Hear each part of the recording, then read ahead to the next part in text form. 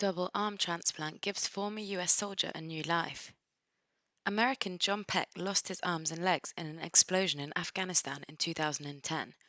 But unlike others who suffer such a loss, Peck does not have prosthetic arms. Doctors instead performed a successful double arm transplant operation on Peck. The retired Marine Corps sergeant is now learning to use his replacement arms at Walter Reed National Military Medical Center in Maryland. As Peck learns to use his transplanted arms, he thinks about the family that donated the arms of their dead son. The first few minutes I was happy, but then I started to think about it. My emotions started to change. And it changed to the point where I was upset. Like I knew that somebody died, and it wasn't about me at that minute. It was about the individual that lost their life. Transplant operations are not new, and many patients are helped by transplanted organs.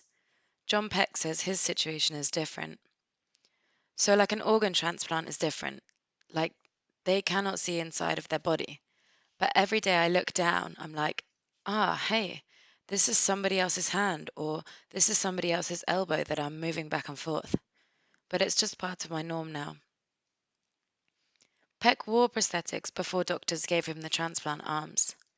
The change has been hard, but physical therapists like Anne-Marie Orr says he is making progress. John and I have been working together for about, what is it, John, a year? A year and a half? And so the progress has been huge. I mean, in terms of the rate of motion in his arms and strength and his ability again to be more independent with his daily activities. Physical therapy assistant Alyssa Olson is also working with Peck. In the time that we have started working together, we are pushing to progressing to using his hands more and more and more, and he's getting function back. At Walter Reed, there are many patients who lost their arms on the battlefield. Most receive prosthetics, but Peck agreed to try the transplant. Not everyone thinks transplants are a good idea because of the possibility that the body may reject another person's limb.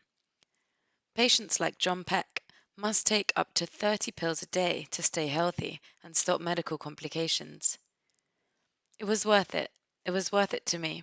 I have goals. I want to be independent. I want to be able to do things for myself. The operation took 16 hours and involved nearly 60 doctors and medical specialists. It has given John Peck a new life.